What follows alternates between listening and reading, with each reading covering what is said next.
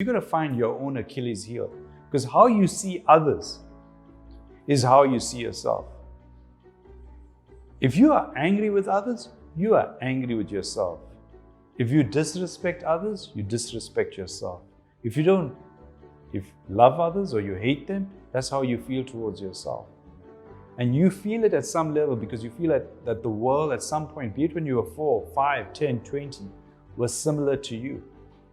I saw a patient today where the themes of abandonment and rejection were so powerful that in a current relationship, she's setting up her partner to abandon and reject her. And in an hour session, you point that out just to allow some level of thinking about what she's doing to her world. That it's no point of, it got to, fascinatingly, it was like she had built up this whole room of dynamite. It was just a matter of throwing a match in there. And it's going to blow up beyond rejection and abandonment.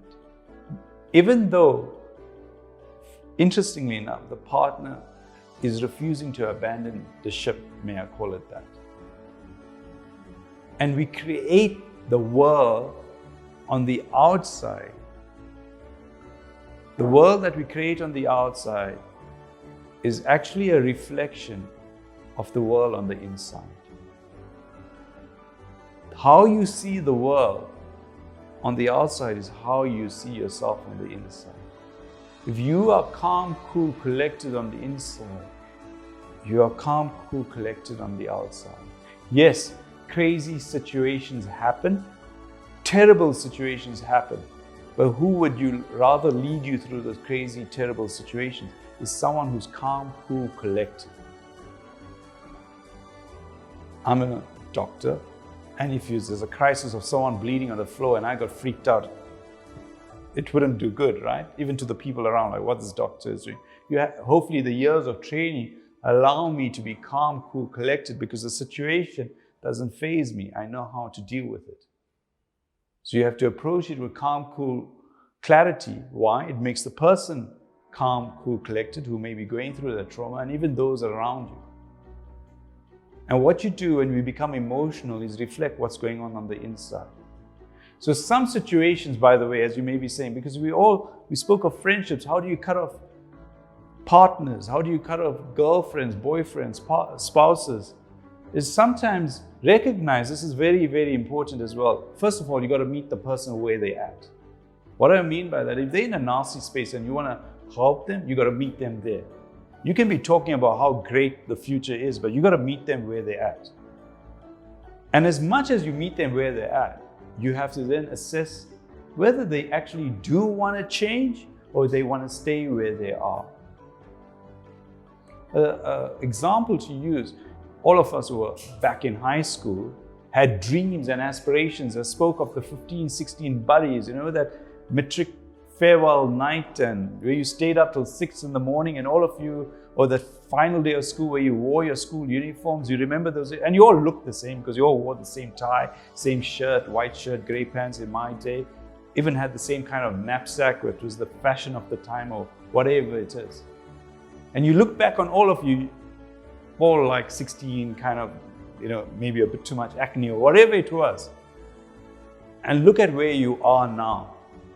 You all had the same outlook, even similar dreams and aspirations, but the ones who kept it going, it's not like the same group has stuck together.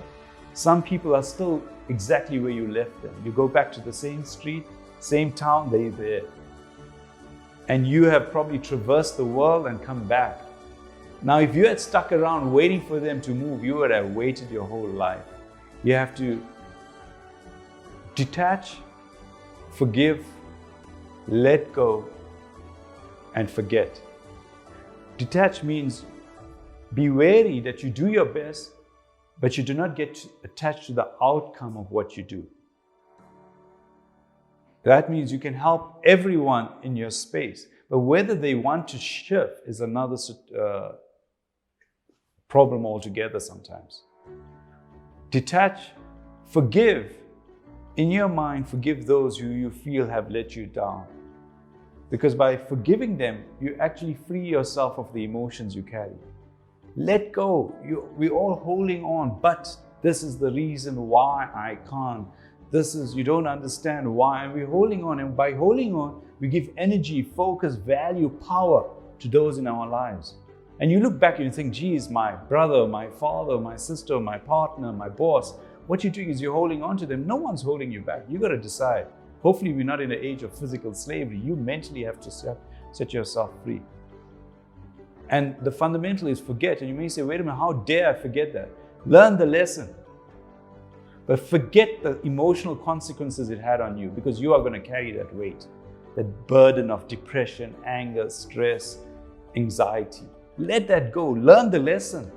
And then develop the awareness that I will refuse to be because of that situation. I will not be a consequence. I will be what I determine myself to be. Who is the most powerful of us in the room is those where the crap happens, it all falls on you, but you refuse to be because of that. You are what you choose to be. And that's perseverance and resilience. Nowadays, we're entering an age, maybe I'm right, it's my belief system, that up for the last 500 years, it was probably the most so-called intellectual. Those who had access to knowledge were the leaders in the room. I knew if someone knew 1 + 1 = 2, the more intelligent and leader would be the one who knew 2 + 2 = 4. In this day and age, you get a computer that does that for you. So the leader in the room, the one who's seen as the wow, is no more the most intellectual. It's the one who's going to have the emotional intelligence. And what does emotional intelligence mean? Daniel Goleman uses 5 qualities. If we break it down further, there's going to be 30, 40 different qualities we're going to identify. In Eastern scriptures, they describe the qualities of an enlightened person. They give up to about 30 qualities. One of them that really always I think of is radiance. I mean, what the heck is radiance?